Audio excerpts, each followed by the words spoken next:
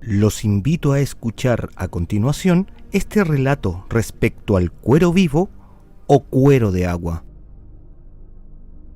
También conocido como manta del diablo o trilquehuecufe, son los nombres de una bestia legendaria con forma de pellejo de vacuno estirado.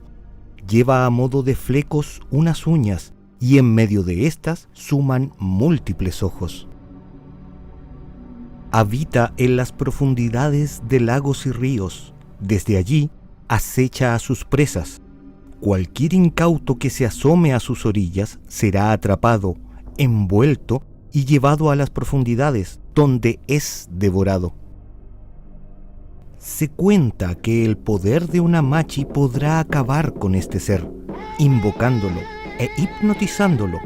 Una vez que el animal se acerca, le arroja ramas de calafate para que, al confundirlas con su presa y al envolverlas, las espinas se clavarán en su cuerpo, muriendo éste desangrado. Cuenta el mito que un campesino pasaba por las cercanías de una laguna, junto con sus animales de corral, para que éstos bebieran.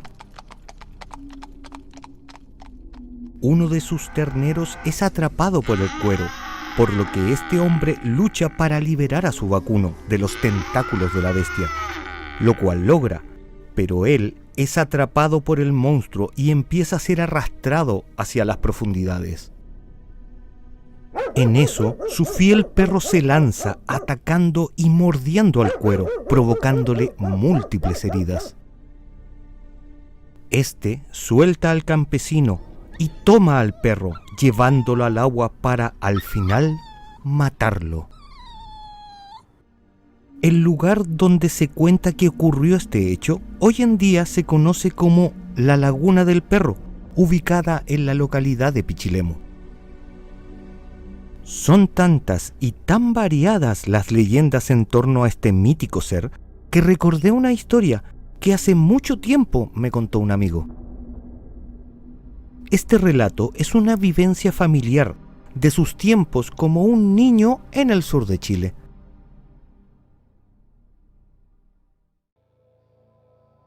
Hace muchos años que mi abuela ya no está entre nosotros y siempre que cuento esta clase de historias, ella vuelve a mi memoria como si nunca hubiera partido. Cuando éramos niños, en el verano, íbamos al sur a visitar a la abuela y a los tíos. Para esas fechas la casa se llenaba de niños. Todos mis primos iban a pasar vacaciones allá. Siempre, después de la 11, con pancito amasado y mermelada casera, nos reunimos alrededor de la abuela, quien nos contaba un sinfín de anécdotas. Según ella, todas eran vivencias de sus días correteando de allá para acá, como la niña traviesa que nos decía fue en su juventud. Una de esas tardes nos contó que vivía en una parcelita en los campos de la séptima región, ubicada en medio de los cerros. Esto le ocurrió cuando tenía unos 10 años más o menos. Después de un almuerzo, nos señala que se produjo un gran alboroto entre los tíos, vecinos y lugareños de los sectores aledaños. Todos ellos salieron con rumbo a una quebrada cercana, donde habitualmente sus hermanos y amigos iban a jugar. Lo que más le extrañó de aquella situación es que los hombres iban armados hasta los dientes, escopetas, cuchillos, guadañas y cuanta herramienta cortante tuvieran a la mano.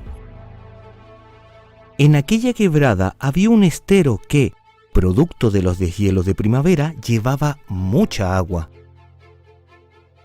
Al preguntar a su madre, mi abuela nos dice que recibieron la noticia que el hijo más pequeño de don Enrique, un agricultor muy querido en la zona, se extravió y que la última vez que lo vieron fue por ese lugar, en compañía de sus hermanos más grandes.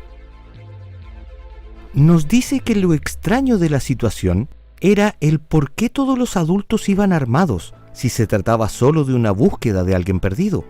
Ahí había gato encerrado.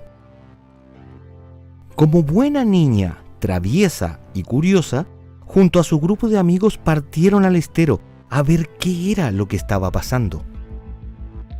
Por supuesto, cuando los más grandes de la casa los vieron salir, les prohibieron ir a fisgonear al sitio de la búsqueda. Obviamente la tropa no les hizo caso y partieron a la quebrada. A medida que se iban acercando, escucharon los gritos de los hombres. Garabatos y palabrotas iban y venían, hacían eco en las paredes rocosas del lugar, y también notaron que este barullo se concentraba en una laguna que, producto de un temblor muy fuerte hace varios años, que hizo rodar unas rocas de más arriba, se había formado de uno de los brazos del estero. Los pequeños se agazaparon para no ser descubiertos y veían cómo, a orillas de ese cuerpo de agua, buscaban y revolvían, creyendo haber encontrado el sitio donde se perdió el hijo de don Enrique. A mi abuela y a sus amigos no les gustaba ir a esa laguna, porque siempre en sus cercanías encontraban esqueletos de animales de todo tipo, vacas, conejos, perros. A medida que se acercaban, sentían que ese lugar no era bueno, como si el mismo aire que respiraran les avisara que no debían ir más allá. Mi abuela nos dijo que al pensarlo con calma, fue un error ir aquella vez. ¡Aquí está!, gritó uno de los peones del agricultor. Todos los niños, desde sus escondites, vieron cómo sacaban del agua el cuerpo del pequeño y cómo don Ernesto estallaba en llanto al verlo ahí, ya sin vida, y en un arrebato de furia, rabia y sed de venganza, vieron cómo aquel hombre vació la carga completa de su escopeta en el agua. Disparo tras disparo, maldecía y juraba por Dios y la Virgen que lo iba a matar. Toda la tropa se miró extrañada, preguntando a quién iba a matar. Ahí se dieron cuenta que algo en la laguna tomó la vida del niño, pero ninguno supo de qué o quién se trataba. De vuelta en casa, la abuela nos dijo que se quedó pensando en lo que vio. No podía sacar de su cabeza aquellas imágenes escalofriantes de las que fue testigo. Ella no entendía lo que pasaba, por lo que decidió preguntar a su madre. Esta se dio cuenta de que desobedeció y se llevó su buena reprimenda, pero también escuchó la explicación del por qué no debía volver a ir a esa laguna.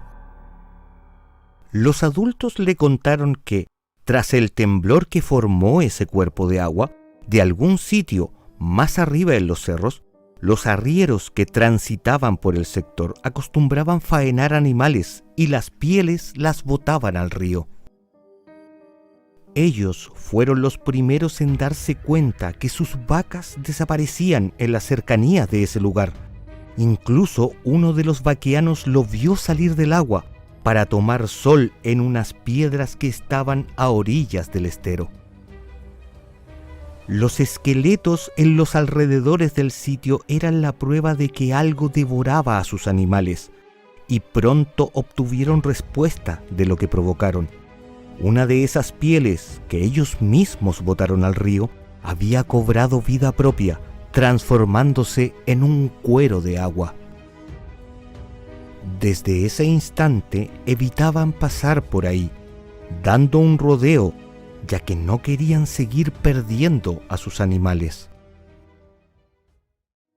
Lo que pasó con el hijo de don Enrique era la primera vez que ese engendro atacaba a un ser humano, por lo que los adultos repitieron la prohibición a los niños. Nadie podía volver a acercarse nunca a aquella laguna maldita. Llegó el día del funeral.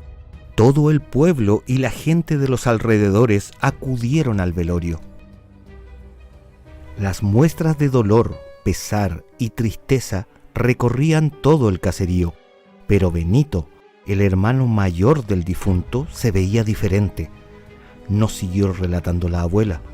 Al mirarlo, en sus ojos se notaba el odio y la rabia de lo ocurrido. Ella no era amiga directa de él, pero se juntaban con el mismo grupo, así que no demoró mucho en enterarse de lo que pasaba. La tropa, todos los niños iban a ir a la laguna para matar a esa cosa. Esa era la forma que aquellas mentes infantiles razonaron para cobrarse revancha por el trágico final del hermano menor.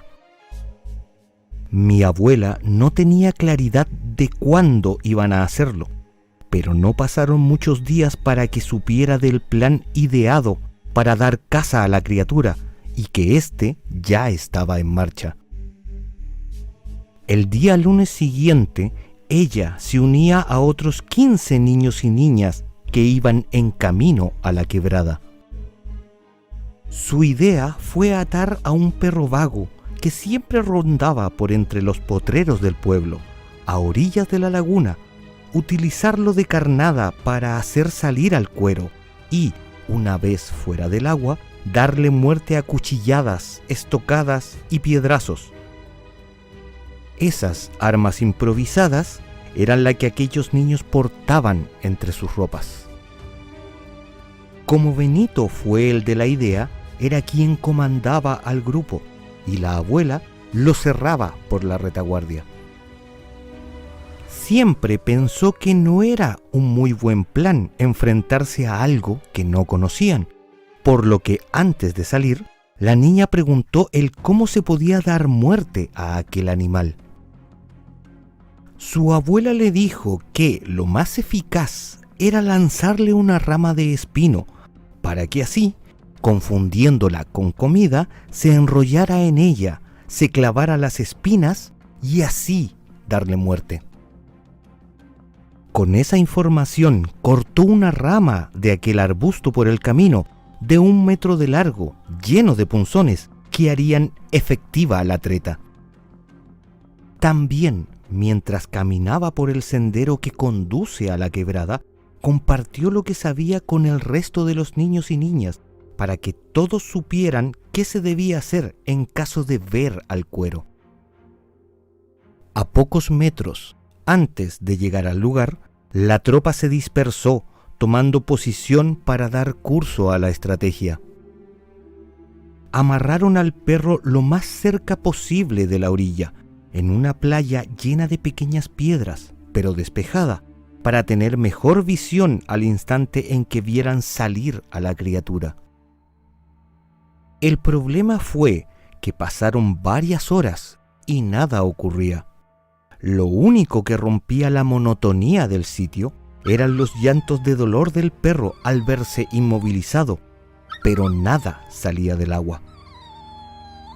La abuela contó que le dio mucha lástima los sollozos del perro. Pidió que lo soltaran al ver que nada pasaba, pero nadie le hizo caso. Así que ella misma fue hasta donde el can se encontraba y lo desató. En ese instante siente en su pierna un dolor agudo, muy fuerte, como si le hubieran puesto un fierro caliente en su pantorrilla. Al bajar la vista a ver su extremidad, observa que está rodeada por una especie de tentáculo muy delgado, del ancho de un dedo, nos dijo, y muy, muy largo. Lo suficiente para proyectarse desde el agua a unos 3 metros afuera, donde se encontraba ella.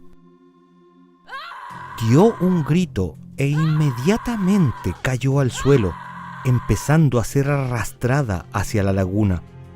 Desde su perspectiva no podía ver lo que la estaba jalando, solo el tentáculo que se incrustaba más y más en su piel.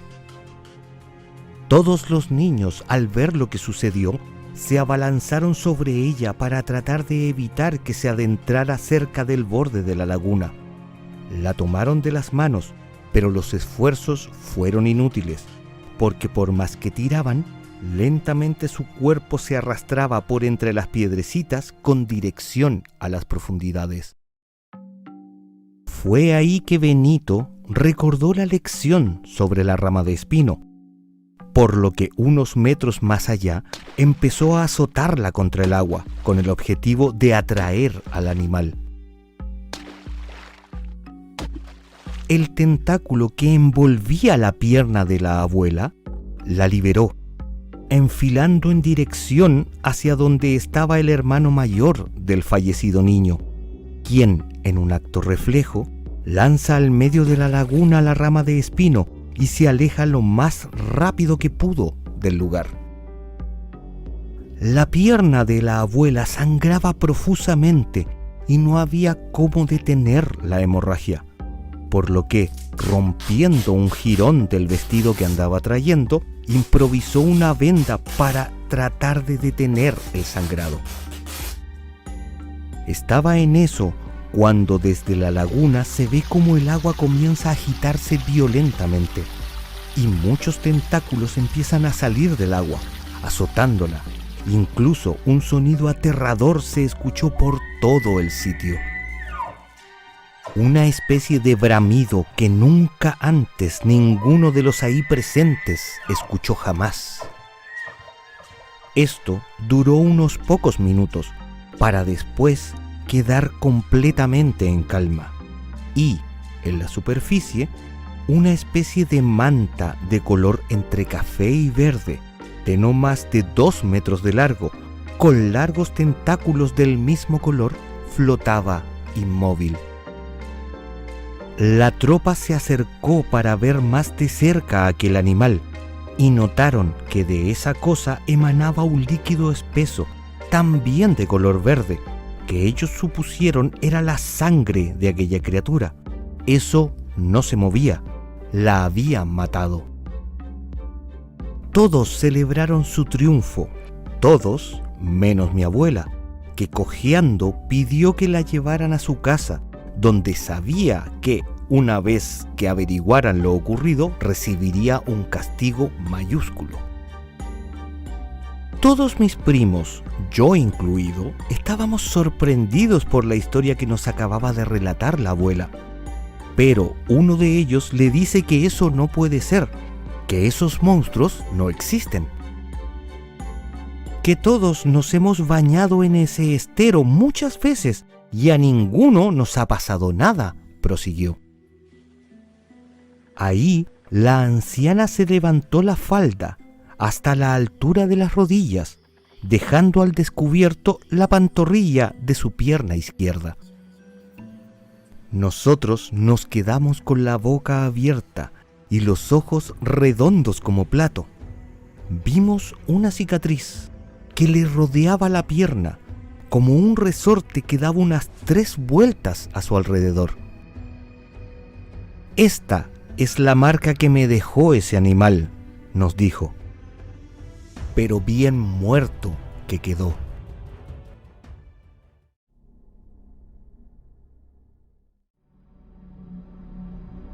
En este episodio hablaré de la que es por lejos una de las leyendas más famosas de la isla grande de Chiloé y sus alrededores. Así que a continuación relataré la historia del ya legendario barco fantasma, el Caleuche. El también llamado Barco del Arte es una nave que emerge en la oscuridad, completamente iluminada, que se piensa es tripulada por brujos, quienes lo utilizarían para sus correrías oceánicas. Se dice que navega sin rozar la superficie del agua, otras surcando el mar, y en otras ocasiones sumergiéndose para perderse de vista.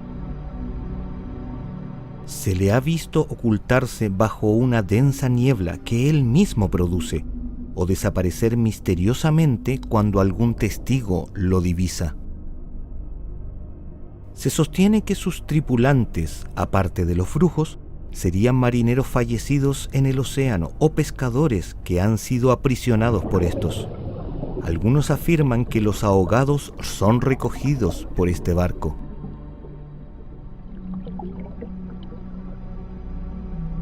El mito cuenta que una mujer se enteró que su vecino oía en ciertas noches hermosas melodías que provenían del fondo del mar. Seducido, se dejó llevar hacia las profundidades y no se le volvió a ver jamás por tierra. Tiempo después, la misma mujer escuchó también aquella misteriosa música, pero en su caso parecían voces de un coro de niños. Entre aquellas voces infantiles, se dice que reconoció la voz de su hermana, que había muerto ahogada ya hace varios años antes. Hay testimonios que indican que todo aquel que pisa el Caleuche, además de volverse idiota y desmemoriado, se deforma. Su cabeza se quebrará y quedará vuelta hacia atrás para siempre, y quien tenga la desgracia de toparse con él en alta mar sufrirá horribles desfiguraciones. Asimismo, este singular barco tiene la facultad de transformarse en un tronco, en una roca u otro objeto, y sus tripulantes en lobos marinos o aves acuáticas. En muchas zonas, el Caleuche es temido por las desgracias que su venganza ocasiona. Una vez, varios pescadores de Puerto Montt mataron una loba marina que se decía era esposa del barco. Este, para desquitarse, se robó a una de las niñas más bonitas del puerto e hizo que el volcán Calbuco entrara en erupción, quemando varias propiedades de los pescadores. Una leyenda huilliche dice que el pueblo de Maullín se quemó en castigo por la muerte que uno de sus hombres le dieron a una loba. Una machi señaló que aquella era una mujer tripulante del navío espectral, cuyos compañeros habían dejado descansando en la playa, y que la sangre derramada era el vino que bebió en las fiestas celebradas a bordo del barco. La principal actividad del navío fantasma es el contrabando, y se asegura de surtir de mercaderías a los comerciantes con los cuales ha realizado un pacto. Son tantas las leyendas, mitos e historias que se relatan del Caleuche que se nos haría muy poco el tiempo para contarlas todas. Miles de testimonios dan cuenta, a ciencia cierta, de que el barco es tan real como las aguas que bañan las islas del archipiélago. Por esta razón, quise realizar mi investigación basándome no solo en lo mítico, sino que en lo real. Fue así como me dirigí al archivo y biblioteca histórica de la Armada de Chile, para ver si existía algún testimonio respecto a la existencia real del Caleuche. Y por supuesto, lo encontré. Publicado en la Revista de la Marina el año 1963, el artículo titulado El Trauco y el Caleuche existen relatan los sucesos en primera persona del encuentro de personal militar con el buque de las Artes. Raúl Torres Rodríguez fue capitán de fragata de la Armada de Chile. Navegó mucho tiempo en la zona de Chiloé y los canales del archipiélago, al mando de la escampavía Yelcho, donde sirvió hasta su retiro del servicio en 1940. Como contexto, la escampavía Yelcho fue un buque explorador perteneciente a la Armada de Chile. Adquirido en 1908, fue modificado para ser usado como buque auxiliar, armado con un cañón de 37 milímetros, usado como barco aprovisionador y ocasionalmente para exploraciones oceanográficas. Su funcionamiento era a vapor, generado por una caldera a carbón. Su largo era de 38 metros, con un ancho de 7 metros, viajaba a una velocidad máxima de 10 nudos, o sea, unos 19 kilómetros por hora. Volviendo a nuestra historia, en este curioso y vívido relato, el ex capitán nos demuestra que el Caleuche existe. ¿Realidad o fantasía? Para el ex militar, lo aquí descrito fue un hecho. Los parajes de la zona de Chiloé son muy interesantes. Todo el archipiélago, con sus islas cubiertas de árboles, es un lugar muy pintoresco. Pero estas islas, de hermoso aspecto, son también cuna de 1000 supersticiones y leyendas chilotas. Y a él le tocó ser testigo de la que es quizás la más famosa de todas. Y en sus propias palabras nos dice: ruego a ustedes dar crédito a lo que he visto relacionado con el caleuche. Su testimonio comienza así. Sobre el buque fantasma se han escrito muchas historias. Yo no sé si quienes las han escrito vieron alguna vez al barco del arte, o solo se han concretado a repetir lo que oyeron de boca de algún chilote. Yo no voy a repetir lo que me han contado, voy a narrar lo que me ha pasado, cómo se me ha presentado aquel barco fantasma, cómo lo he visto y cómo traté de abordarlo una vez. Todo ello me lleva a asegurarles que el caleuche existe. La leyenda asegura que este navío es un buque fantasma que se aparece a los navegantes en las noches de invierno, llevando en sus palos luces extrañas que cuando un hombre de mar se aventura en las noches solitarias es atraído por el caleuche y pasa a engrosar su tripulación espectral. Yo siempre lo encontré en las cercanías de Wamblin. Diríase que navega en curva de rebusca entre Guafo y el Golfo de Penas. Nunca lo he visto más al sur, entre Golfo de Penas y Cabo de Hornos, digamos, y a lo sumo hasta la boca del Guafo, hacia el norte, pero lo he visto. La primera vez se nos apareció una noche que íbamos en viaje a Puerto Slide, en demanda del faro Rapper. Navegábamos, tal vez, frente a Puerto Cono, cuando más o menos a 3 millas por estribor pasó un barco navegando a gran velocidad. Era un velero, lo vimos perfectamente con nuestros binoculares, de 3 palos cruzados, pero no llevaba vela alguna.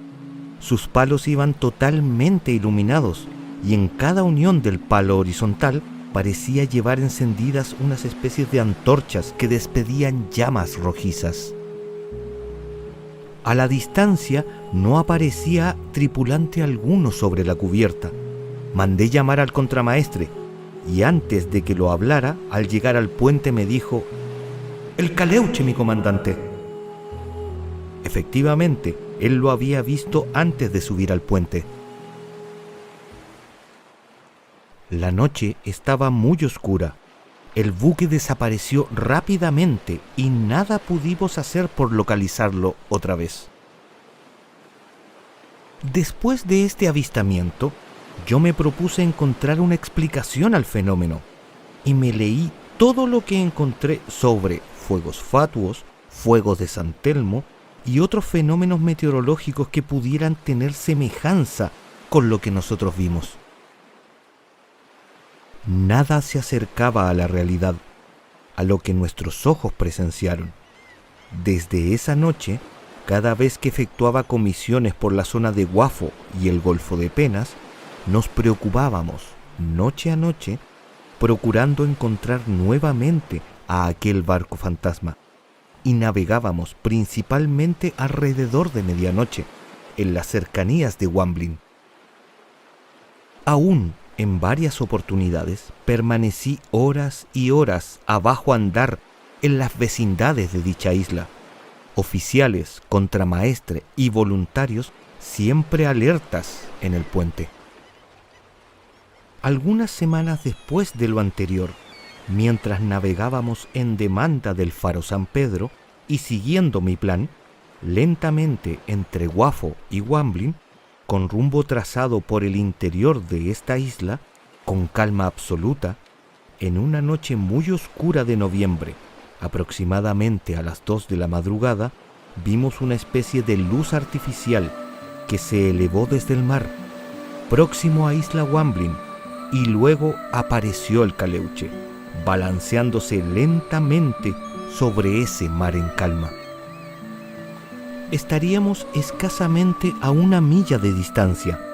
En un principio creí que se trataba de un buquecito ballenero perteneciente a la compañía que por aquellos años tenía establecida una factoría en Caleta Samuel, pero nos dimos cuenta pronto de que no era tal, pues no llevaba las características luces de navegación y en cambio sus palos horizontales aparecían totalmente encendidos. Además, nos pareció ver hombres a bordo, pero eran seres extraños que también estaban iluminados y más bien parecían espectros. Caímos a estribor y pusimos proa dirigiéndonos al extraño buque al máximo de andar para tratar de abordarlo.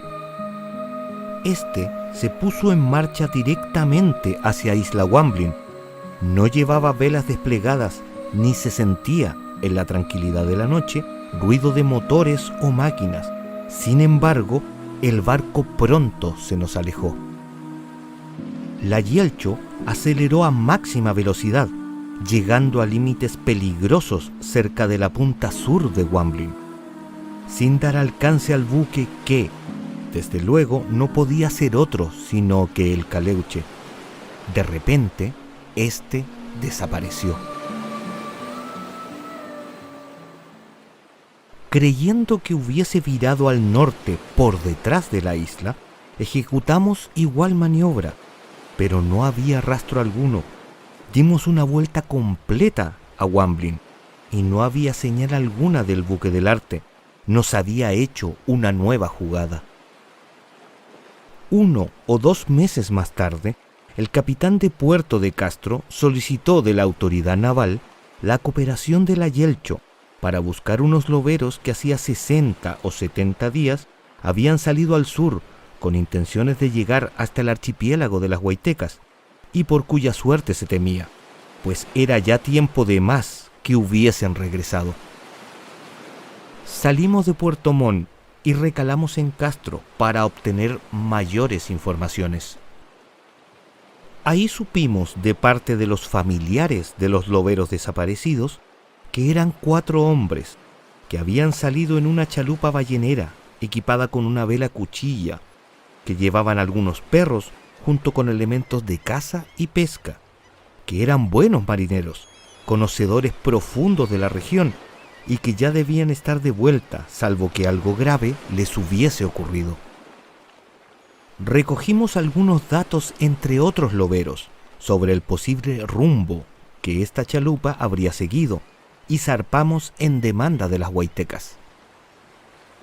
Ya en viaje, uno de los marineros me informó que un hermano de los desaparecidos, de apellido Llancas, le había contado que su hermano muchas veces había manifestado deseos de abordar el Caleuche, si lograse encontrarlo. Creía él que este navío, además de ser un buque fantasma, era pirata y como tal llevaría joyas y oro a bordo. Temía Llancas que lo hubiesen encontrado y que su hermano, cumpliendo sus deseos, lo hubiese abordado sufriendo algún percance. En Melinca tuvimos conocimiento que la ballenera tripulada por José Llancas y sus 3 compañeros había estado allí hacía casi mes y medio, que, después de algún descanso, se habían hecho a la mar rumbo hacia las Huaytecas. Al arribar a estas islas, recorrimos todo lo que era posible por espacio de varios días, sin encontrar rastro alguno. Incluso pasamos cerca de la isla quemada, en la esperanza de encontrar restos en caso que estos hombres hubiesen sido devorados por alguna criatura de este o de cualquier otro mundo posible a estas alturas, y nada. Resolví seguir viaje al sur para rebuscar hasta la península de Tres Montes. ¿Cuál no sería nuestra sorpresa cuando, poco más al sur de las rocas Hellier, sobre una playa de las islas Osborne, próximo a Senocorniche, divisamos una embarcación aparentemente abandonada? Nos acercamos, envié una chalupa y abordamos la embarcación, que resultó ser la ballenera perdida. Estaba totalmente abandonada, no había ni hombres ni perros, pero se encontraban a bordo todos los elementos de trabajo, víveres, un barril de agua dulce y algunas pieles de lobo ya en descomposición.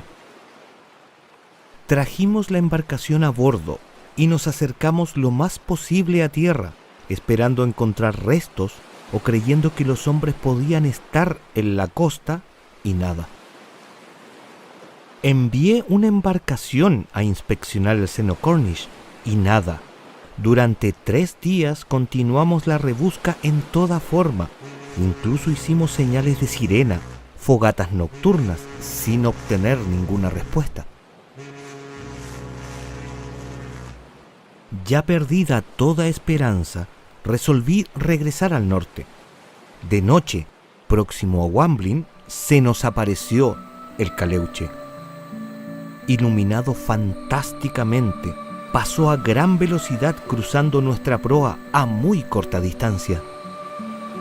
No llevaba las velas desplegadas, pero había a bordo tripulantes tan extraños que nos infundieron pavor.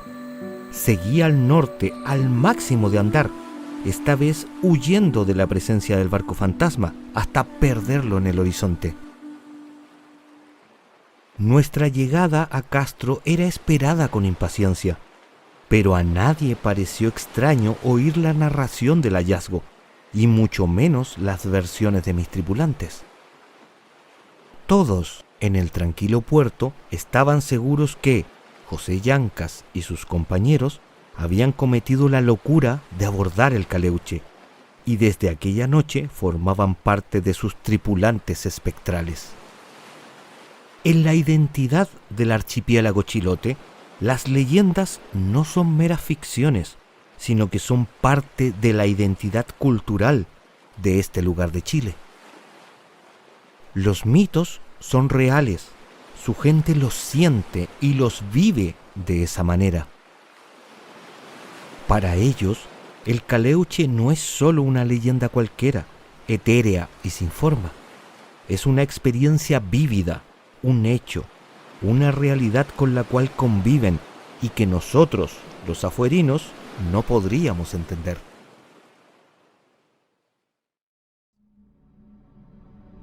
El día de hoy hablaremos de una leyenda que ha recorrido toda América. Todos nosotros escuchamos alguna vez en nuestras vidas su historia, pero pocos sabemos que, dependiendo el país de donde sea el relato, este va variando en su interpretación, incluido Chile. Sin más rodeos, les quiero presentar el mito de la Pucuyén, la Llorona mapuche. La vida de David transcurría sin sobresaltos. De profesión camionero, heredó esta actividad de su padre, quien, desde muy pequeño, también lo había sido.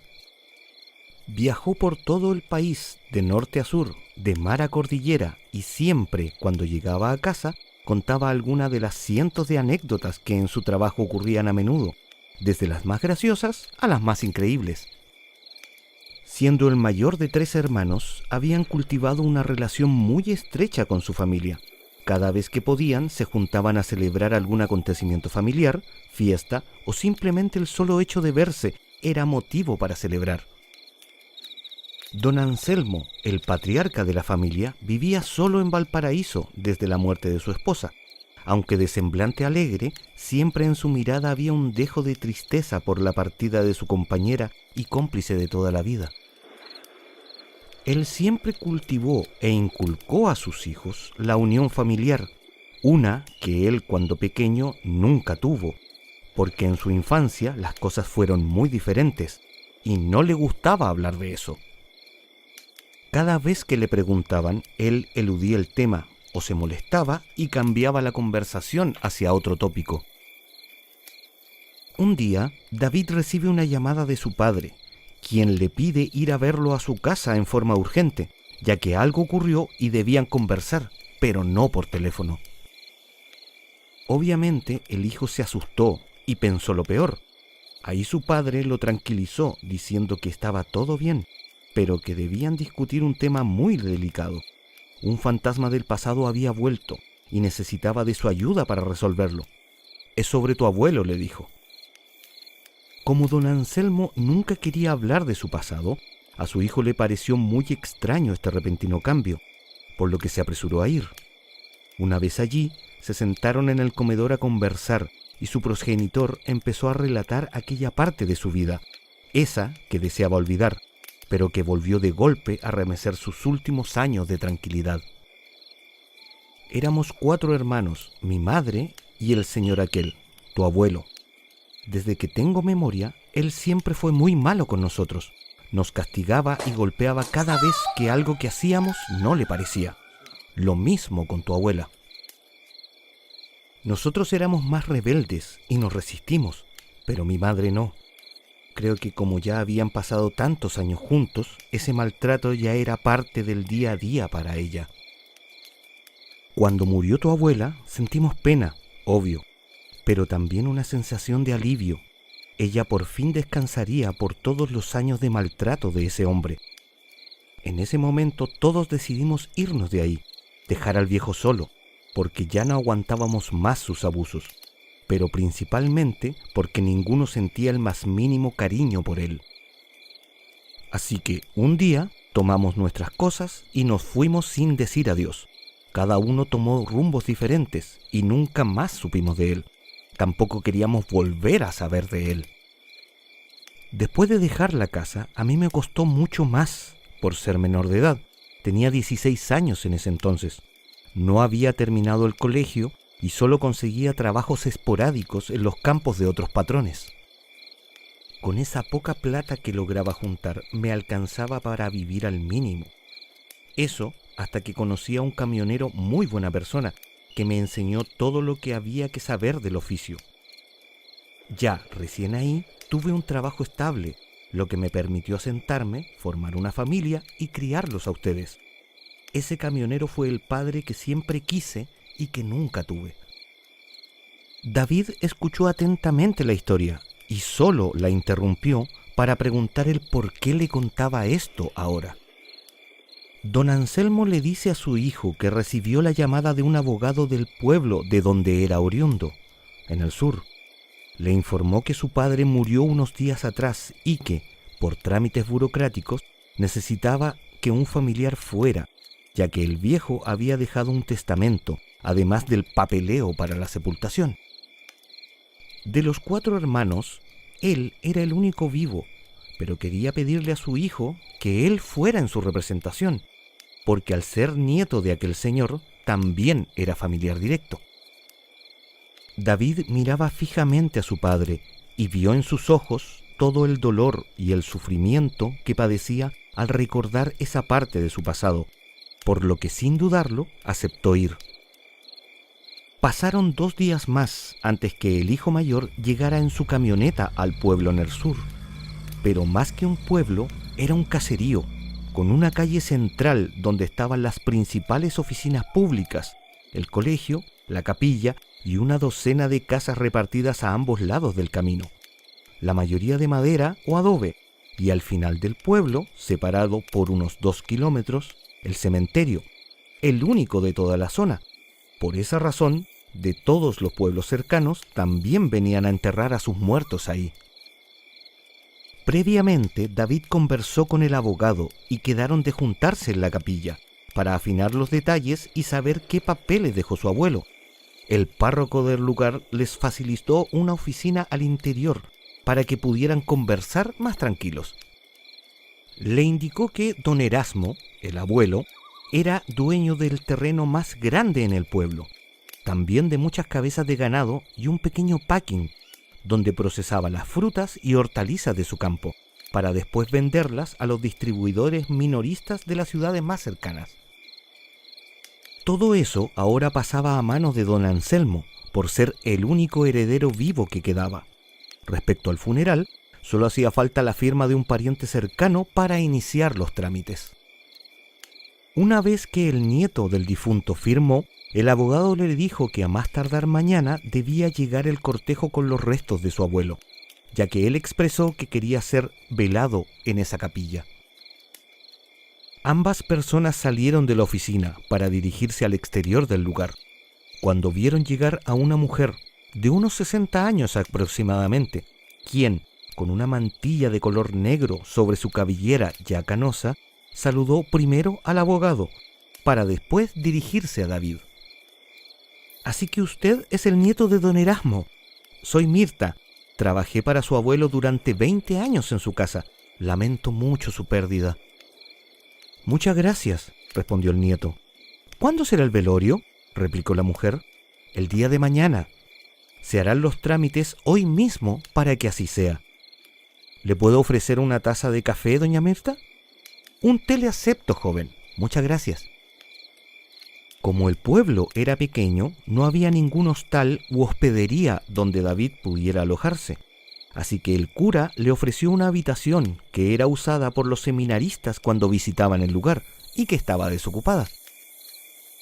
Entraron nuevamente a la parroquia, donde ambos se sentaron a conversar mientras se servían un té. La señora Mirta aprovechó esta ocasión para hablarle de su abuelo. Le dijo que él no era muy querido en la zona. De hecho, nadie lo apreciaba.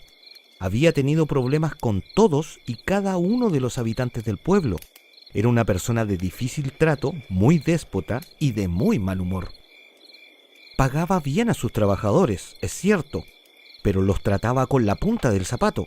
Si no hubiera sido por la plata, ellos lo habrían dejado botado hace mucho tiempo, dijo ella. ¿Usted sabe cómo murió su abuelo, joven?, prosiguió. La verdad no le he preguntado a nadie, respondió David. Yo se lo voy a contar, pero usted viene de la ciudad, así que a lo mejor no me va a creer, pero a don Erasmo lo vino a buscar la Pucuyén. La historia de la Pucuyén, en la versión tradicional chilena, señala que llora eternamente porque le quitaron a su hijo de sus brazos a muy corta edad, o porque uno de sus hijos murió en sus brazos, dependiendo la versión de la leyenda que se cuente. Es una presencia fantasmal vestida de blanco o negro en algunas versiones, a la que solo puede ver la gente que está cercana a la muerte. Algunas personas con habilidades especiales, como las machis o los calcus, los niños y los animales que tienen los sentidos más agudos, entre ellos los perros, que lanzan lastimeros aullidos cuando perciben su presencia. Por eso, si se frotan los ojos con lágrimas de perro, se le podrá ver, pero si el corazón del que observa no es firme, la imagen será espantosa. La Pucuyén cumple las características de un guía de los muertos, que indica con sus pasos y llantos el camino que debe recorrer el muerto para dirigirse desde su morada terrenal hacia el más allá. Con sus abundantes lágrimas, que forman un charco cristalino, la Pucuyén señala el sitio preciso en el camposanto donde debe abrirse la fosa para depositar el féretro. Llora desconsoladamente por todos los familiares del difunto, para que se consuelen pronto de la pérdida. Además, evita que el espíritu del muerto, disconforme con las pocas lágrimas y manifestaciones de pesar de sus parientes, regrese a atormentarlos. También es un augurio de muerte, por lo que solo la puede ver una persona que está a punto de morir. ¿La qué?, contestó David muy extrañado. La Pucuyén, respondió la anciana. Es un espíritu que vaga por los campos y bosques y que viene a guiar a las almas perdidas para que no se queden penando por ahí. Y muchas veces vaticinan la muerte, como la de su abuelo. ¿Y cómo sabe usted de eso?, preguntó el nieto. Porque él mismo me lo dijo. Doña Mirta concitó la atención del nieto, por lo que comenzó a contar los hechos que habían ocurrido hace unos 6 meses atrás. Don Erasmo, junto con sus trabajadores, estaban en el campo durante la noche, preparando todo porque a la mañana siguiente estaba anunciada una helada muy fuerte y debían protegerlo para no perder la siembra. Estaban en esa faena cuando ven por un camino adyacente al campo que aparece una luz, como si alguien llevara un farol para iluminarse, lo cual era bastante extraño, ya que nadie por esos lugares los usaba, solo linternas. Luego de voltearse a mirar, desde el camino se escucha llorar a una mujer, pero no era un llanto cualquiera, sino un llanto lastimero, triste, doloroso. a lo que todos los trabajadores salieron corriendo espantados del campo, quedando solo 4 personas, incluido el anciano. «¡La Llorona!», dijeron todos casi al unísono. «Puras estupideces, esas cosas no existen, guasos ignorantes», contestó el patrón. Le dijo a uno de sus empleados que lo acompañara a ver quién era la persona que iba por el camino, pero al llegar al lugar, la luz ya no estaba, y mucho menos quién la portaba. Iluminaron con sus linternas por todos lados, sin ver nada. Eso hasta que se dieron vuelta hacia sus espaldas y la vieron. Una mujer vestida completamente de negro, con una gran cabellera del mismo color que le llegaba a la cintura, pero nunca se le pudo ver la cara. Se les paró enfrente y señaló en dirección al campo. Ambas personas voltearon a mirar, pero al volver la mirada, esa figura fantasmal había desaparecido. A los días después, el rumor de aquella aparición corrió por todos lados. Algunos empleados renunciaron por miedo, otros siguieron en sus trabajos, pero por precaución iban ataviados con cruces, santos, pulseras rojas, cualquier amuleto que los protegiera. Incluso algunos fueron armados, como si un revólver fuera a matar algo que no estaba vivo. Pero algo no cuadraba. El trabajador que también fue testigo de la aparición era el hijo de la señora Mirta, razón por la cual ella se enteró de lo ocurrido. Pero faltaba un detalle, por lo que la mujer directamente le preguntó a su patrón por lo que pasó, a lo que él le contó exactamente el mismo relato que oyó en un principio, solo que don Erasmo le dijo que aquella entidad le habló. Mientras con su mano apuntaba al campo, le dijo: «Allí terminarás». Era la sentencia de muerte de aquel hombre, presagiada por la Pucuyén. Así lo entendió la anciana, quien le dijo a su patrón que eso iba a ocurrir. Por esa razón, al día siguiente, el viejo empezó a hacer todos los trámites para cuando aquel desenlace fatídico llegara. David no creía en esas cosas. Para él eran supersticiones de gente del sur, por lo que no hizo mucho caso, pero por respeto a la señora Mirta no la contradijo. Eso sí, le pidió que lo acompañara al día siguiente en el velorio de su abuelo. «Le digo al tiro, joven, no va a venir nadie. Estaremos los dos solamente, porque, como le dije antes, el viejo no tenía el aprecio de nadie de por aquí», mencionó la mujer. Y, tal cual, después de llegar el cortejo, dejar el féretro en la capilla y acomodar las flores y demás arreglos en el lugar, durante toda esa tarde no apareció nadie. En aquel frío sitio estaban solos David y la señora Mirta.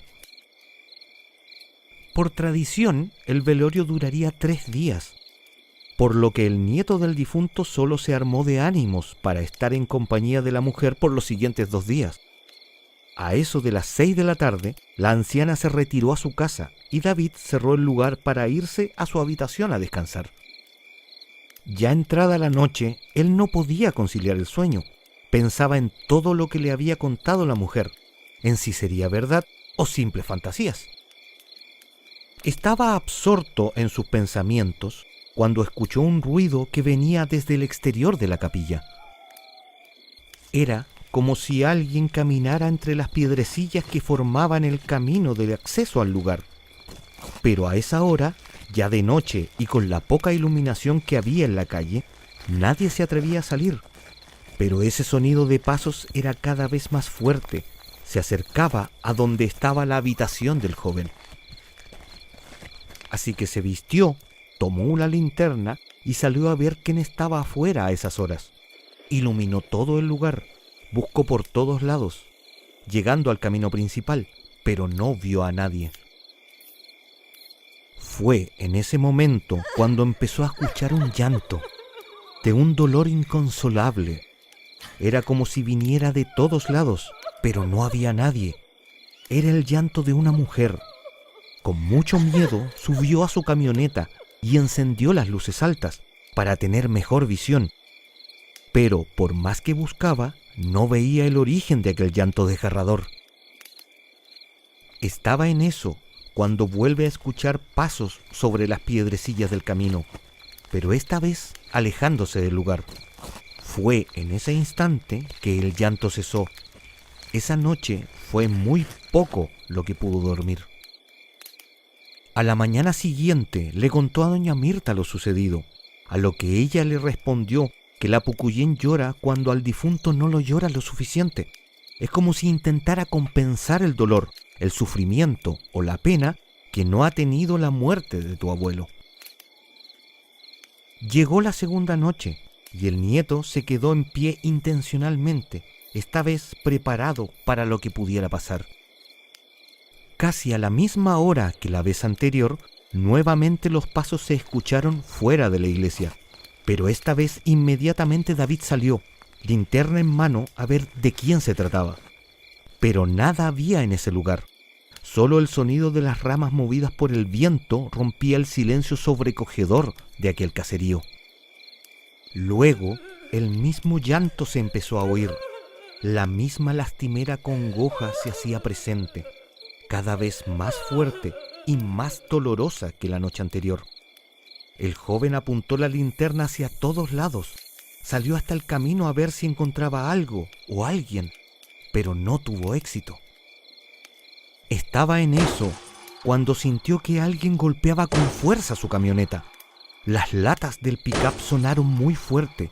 Corrió a revisar y encontró que al costado derecho de la puerta trasera de su camioneta había un abollón que no estaba al momento de llegar al pueblo. ¿Cómo alguien le pudo pegar con tal fuerza a su vehículo y no verlo? Si él estaba ahí, no se lo podía explicar. En ese instante siente pasos que vienen desde el camino, por lo que corrió a iluminar aquel lugar, y fue que la vio.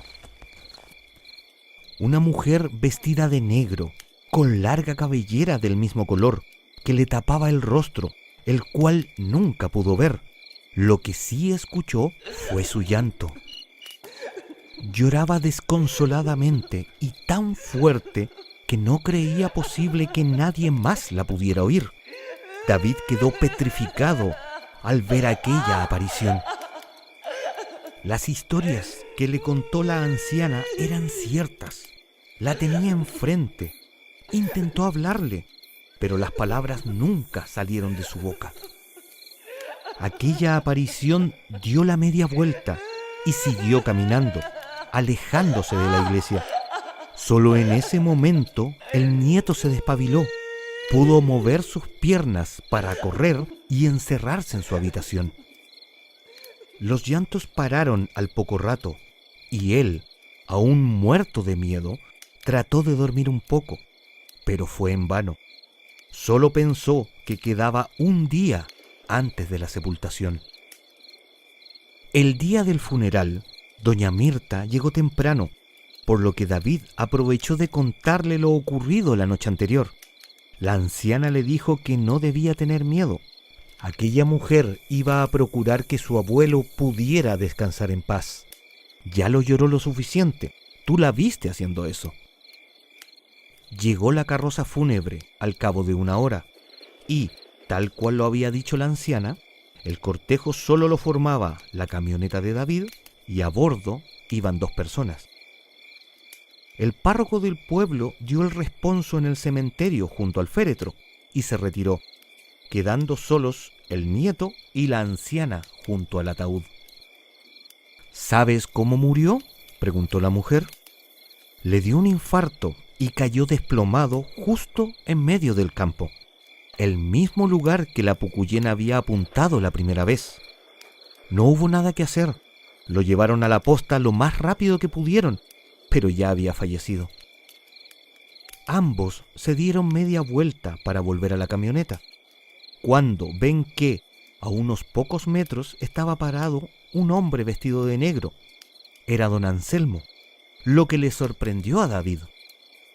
«Pensé que no querías saber nada del abuelo», dijo. «Vine a cerrar el círculo, terminar con años de dolor y sufrimiento. Vine por mis hermanos y por mi madre. Ellos se lo merecían, no él. Hola, Anselmo, dijo la anciana. Hola, Mirta, respondió el padre. Perdón, ¿ustedes se conocen?, preguntó el hijo, extrañado. Fuimos amigos desde niños, íbamos al colegio juntos, pero al caballero nunca le gustó que yo me juntara con ella. Decía que era hija de brujos. A lo que el hijo miró a la anciana y ésta respondió: algo de razón siempre tuvo el viejo.